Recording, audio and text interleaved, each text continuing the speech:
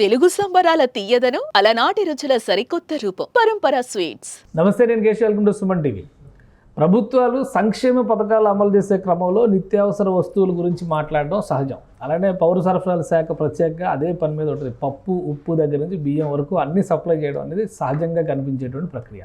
ఇప్పుడు ఆంధ్రప్రదేశ్లో ఉప ముఖ్యమంత్రి పవన్ కళ్యాణ్ ఒక కొత్త విధానాన్ని అమల్లోకి తీసుకొచ్చారు. గిరిజన ప్రాంతాల్లో పర్యటించిన సందర్భంలో అక్కడ ప్రజలు పడుతున్న ఇబ్బందులు చూసి ప్రత్యేకంగా ఆ ఊళ్ళో ఉన్నటువంటి ప్రజల కోసం చెప్పుల పంపిణీ కార్యక్రమం చేపట్టారు. అసలు ఏం జరిగింది, ఎందుకు వీళ్ళందరి కోసం చెప్పులు పంపించాలని పవన్ కళ్యాణ్ అనుకున్నారు, విశ్లేషించే ప్రయత్నం చేద్దాం. మనతో పాటు అనలిస్ట్ చంద్ర శ్రీనివాస్ గారు. నమస్కారం. నమస్కారం అండి. ప్రభుత్వం మామూలుగా అయితే నిత్యావసరాలు సప్లై చేస్తుంది, అది కూడా గిరిజన ప్రాంతాల్లో అంటే చాలా డౌట్స్ ఉంటాయి. మళ్ళీ అది రీచ్ అవుతున్నాయా లేదా, రోడ్డు పైన నడిచేటువంటి కానీ రోడ్లు అసలు రహదారి వ్యవస్థలే ఉండవనేటువంటి అభిప్రాయాలు ఉన్నాయి. పవన్ కళ్యాణ్ గారు ఇప్పుడు 2-3 సార్లు గిరిజన ప్రాంతాల పర్యటనలకు వెళ్ళారు. ఈసారి వెళ్ళినప్పుడు ప్రత్యేకంగా చెప్పులు పంపిణీ చేయాలి, ఆ ఊళ్ళో ఉన్నటువంటి ప్రజలు ఇబ్బంది పడుతున్నారు అనేటువంటి సంకేతం ఇచ్చారు. 345 మందికి చెప్పులు పంపిణీ కూడా చేశారు. 354. ఏంటి అసలు ఏం జరిగింది అంటే కేశవ్ గారు, నిజంగా మనలో వాళ్ళు కూడా గిరిపుత్రులు కూడా భాగస్వాములే. గిరిజనులు అడవుల్లో ఉంటారు, వాళ్ళు ఈ సమాజానికి దూరంగా ఉంటారు. కానీ మన వాళ్ళే కదా. కాబట్టి 7 దశాబ్దాలు దాటినా వాళ్ళకి సరైన రోడ్లు లేవు. తర్వాత వాళ్ళకి ఏదైనా ఇబ్బంది అయితే వాళ్ళు అటు ఇటుగా పట్టుకొని పంటల్లో డోలీలు పట్టుకునే పరిస్థితి ఉందంటే ఇంకా మనకు నిజమైన స్వాతంత్రం ఎక్కడ అనేది ఒకసారి కలుగుద్ది. మరి అనేక మంది పాలకులు, ఇప్పుడు పవన్ కళ్యాణ్ గారి కంటే ముందు అనేక మంది ముఖ్యమంత్రులు వచ్చారు, అనేక మంది అటవీ శాఖ మంత్రులు వచ్చారు, పంచాయతీరాజ్ శాఖ, రకరకాల శాఖలు వచ్చారు. కానీ ఎందుకు వీళ్ళ మీద దృష్టి పెట్టలేదు? ఈరోజు ఆయన 354 మందికి చెప్పులు పంపించారంటే దాన్ని విమర్శిస్తున్నారు, ఇది పెద్ద ఇదా అని. కానీ వీళ్ళు ఎందుకు చేయలేకపోయారు? వాళ్ళొక్కొక్క తల్లి, అయ్యా మాకు చెప్పు లేకపోతే పంపించావు, దీంతో మాకు సిసి రోడ్లు వేసావు, బ్రిడ్జీలు కట్టిస్తున్నావు, నీలాంటి నాయకుడు నిండు 100 ఏళ్ళు ఉండాలని ఆశీర్వదిస్తున్నారు. 354 మంది కూడా వాళ్ళ సైజును బట్టి వాళ్ళ టీం వచ్చి వాళ్ళ చెప్పులు పంపించడం అంటే మీరు చేయలేకపోయినా ఆయన చేశాడు కదా. అదే సమయంలో ఎందుకు మీరు అన్నట్టు 2-3 సార్లు మన్యం జిల్లా వెళ్ళాడు. అక్కడ అరకు పాడారు, వైసీపీ గెలిచినాయి. అరకు ఎంపీ కూడా వైసీపీ. అక్కడే ఎందుకు వెళ్ళాలా?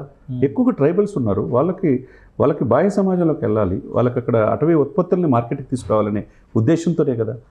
మరి మీరు అన్నట్టు అల్లూరి సీతారామ జిల్లా, అది గిరిజన ఎక్కువగా ఉండే ప్రాంతం, పెదపాడు గ్రామం, దుబ్రిగూడ మండలం. ఈ సిచ్యువేషన్స్లో ఆయన వెళ్ళి విజిట్ చేసి 2 రోజుల్లో వాళ్ళు అక్కడ పరిస్థితిని బట్టి చూసి చెప్పులు లేకుండా తిరగడం చూస్తే ఏదైనా అయితే ఎవరండి పరిస్థితి? వాళ్ళకి పంపించేదాకా ఈ నాయకులు ఎందుకు చేయలేకపోయారు? మరి ఎందుకు దాదాపు ఇప్పటి వరకు మనకు వచ్చిన సమాచారం ప్రకారం 400 కోట్లు ఖర్చు పెట్టి రోడ్లు కూడా లేకపోతే రోడ్లు వేపిస్తున్నారు. వాళ్ళకి కావాల్సిన ఏందో జీవన ప్రమాణాలు పెంచడానికి అన్ని రకాలుగా ఇది చేసే నాయకుడు ఎవరైనా ఉన్నారా? అంటే అక్కడ నక్సల్స్ ప్రభావం ఎక్కువగా ఉంటుంది. ఆ గిరిజన గ్రామాల జోలికి వెళ్ళడానికి నార్మల్గా రాజకీయ నాయకులు, లోకల్గా గెలిచిన ఎమ్మెల్యేలు కూడా వెళ్ళరని చెప్పి అంటే భయపడతారు. పవన్ కళ్యాణ్ గారు పదే అక్కడ పర్యటించడం అనేది సెక్యూరిటీ పరంగా ఇబ్బంది ఏముండదా? ఉంటుంది. అంటే ఉండకుండా, అంటే నాయకుడు ఏంటంటే భయం అనేది ఉండకూడదు సార్. ప్రజల సేవకుడిగా ఉండాలి తప్పితే ఏదో లగ్జరియస్ జీవితం గడపడానికి కాదు. ఇక్కడ ఏసీ కార్లు తిరుగుతా హ్యాపీగా గెలిపించారు కానీ విజయోత్సవాలు చేసుకోవట్లే. ఆయన డే 1 నుంచి చూసుకుంటున్నారు. ఇప్పుడు కూడా మన్యం జిల్లాలో వెళ్ళి ఆరోగ్యం కూడా బాగుపోయినా సెలవు కప్పుకొని రోడ్డు మార్గాన్ని వెళ్ళి ఆ రోడ్లు వేయించి అక్కడ పరిస్థితులు తెలుసుకొని ప్రజలు ఏ విధంగా జీవన ప్రమాణాలు ఉన్నాయి, వాళ్ళకి మంచి నీరు ఉన్నదా లేదా, ఉండటానికి ఫెసిలిటీస్ ఉన్నాయా లేదా అన్న ఉద్దేశంతో వాళ్ళకి చేపించే పనులు చూసారా, అది నాయకత్వ లక్షణాలు. మీరు అన్నట్టు నక్సల్స్ అనేది భయం లేదు. ఆయన సినిమాలు మనం చూసాం, ఇప్పుడు ఇటీవల వచ్చింది సినిమాలు కూడా చూసాం. అటవీ ప్రాంతంలో కూడా భీమ్లా నాయక్ సినిమా చూసాం, అటవీ ఇదిలోనే చూశారు. వాళ్ళకి సంరక్షకుడు ఏ విధంగా ఉన్నాడు సినిమాలో చూపించడమే కాదు, నిజ జీవితంలో ఈరోజు 354 మంది చెప్పులు పంపించడమే కాకుండా వాళ్ళకి సీసీ రోడ్లు వేసి వాళ్ళకి నగరాలకి ఆ యొక్క మారుమూల ప్రాంతాలకి కనెక్టివిటీ పెంచి, ఒకప్పుడు ప్రధానమంత్రి గ్రామీణ సడక్ యోజన అని అటల్ బిహారీ వాజ్పేయి గారిని చెప్పుకుంటాం, ఇది గ్రామాలకి పట్టణాలకి కనెక్టివిటీ ఇచ్చేసి అటువంటి మహానుభావుడు ఇప్పుడు చెప్పుకుంటాం. ఇప్పుడు మరి 7 దశాబ్దాలైన ఆ గిరిజన గ్రామాలకి ఎందుకు మెరుగైన సదుపాయాలు ఆయా ప్రభుత్వాలు కల్పించలేకపోయినాయి? ఈ అటవీ శాఖ, ఈ గ్రామీణ శాఖ, ఈ డిప్యూటీ సీఎం గారు పవన్ కళ్యాణ్ గారు వచ్చిన తర్వాత చంద్రబాబు నాయుడు గారికి ఉన్న ప్రోత్సాహం, ఈయనకున్న చొరవతో ఆ గ్రామాలు ఎందుకు సస్యశ్యామలంగా అవుతున్నాయి అనేది విమర్శనవాదులు కూడా చెప్పాల్సిన అవసరం, ఆలోచించుకోవాలి. ఎందుకంటే ఇప్పుడు ఇది రెగ్యులర్గా ఉంటుందా, లేదంటే చెప్పుల పంపిణీ లాంటిది గతంలో చేనేత వస్త్రాలు ఇట్లా పండగలకి వాటికి ఇచ్చేవాళ్ళు, ప్రభుత్వాలు ఇచ్చిన సందర్భాలు ఉన్నాయి. సో ఆ తరహాలో ఏమన్నా ప్లాన్ చేస్తున్నారా, లేదంటే మొన్న జరిగిన సంఘటనకి రియాక్షన్గా మాత్రమే పవన్ కళ్యాణ్ గారు పంపించారనుకో? ఇది రెగ్యులర్గా ఉంటుందండి, ఏదో ఒక రోజుకయ్యే ఇది కాదు. వాళ్ళకి ఇక్కడ మెరుగైన సదుపాయాలు కల్పించడం, వాళ్ళ జీవన ప్రమాణాలు పెంపొందించడం, వాళ్ళకి అన్ని రకాలుగా మిగతా సమాజంలో మనం ఎట్లయితే రోడ్లు ఉన్నాయి, కనెక్టివిటీ ఉన్నాయి, పార్కులు ఉన్నాయి, బ్రిడ్జీలు ఉన్నాయి, హ్యాపీగా ఉంటున్నాం. కానీ అక్కడ వాళ్ళకి అవి లేవు, కనీస సౌకర్యాలు లేవు. కనీసం ఒక basic needs sir. Basic needs ఎవరైతే కల్పిస్తారో వాళ్ళనే ప్రజలు గుండెల్లో పెట్టుకుంటారు.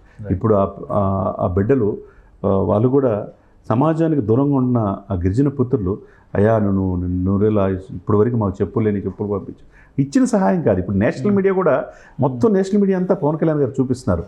ఎవరు కూడా కాన్సన్ట్రేట్ చేయని ఆ ప్రాంతం వెళ్ళి వాళ్ళకి పంపించి వాళ్ళకి ఏం కావాలో ఇచ్చినట్టు చూసారు. అది నాయకుడు అంటే అని వాళ్ళు ప్రశంసిస్తున్నారంటే దాన్ని బట్టి డిప్యూటీ సీఎం గారు చొరవ ఇదేదో వాళ్ళకి వెళ్ళి గ్రామాల 2 రోజుల పర్యటనలో భాగంగా చెప్పులు పంపించడమే కాకుండా ఇది నిరంతర ప్రక్రియలాగా వాళ్ళకి ఏది కావాలో ఇచ్చే అవకాశాలు ఆయన చేసే పనులు బట్టే మనకు అర్థమవుతుంది. రైట్. థ్యాంక్ యూ చంద్ర శ్రీనివాస్ గారు. ఇది పవన్ కళ్యాణ్ గారు గిరిజన ప్రాంతాలపైన ప్రత్యేకమైనటువంటి ప్రేమ కనబరచడం అనేది ఆ ప్రాంత ప్రజలను కూడా పులకింపజేస్తుందని చంద్ర శ్రీనివాస్ గారు విశ్లేషిస్తున్నారు. అక్కడ అవసరాలు తెలుసుకుని కనీస వనరుల కల్పనతో పాటు చెప్పుల విషయంలో జరిగినటువంటి కొన్ని అనుభవాలు చూసిన తర్వాత వాటిని కూడా పంపిణీ చేయాలని డిప్యూటీ సీఎం నిర్ణయించారు. అందులో భాగంగానే ఈ పంపిణీని చేపట్టారని విశ్లేషిస్తున్నారు. ఇది స్పెషల్ డిస్కషన్. Keep watching.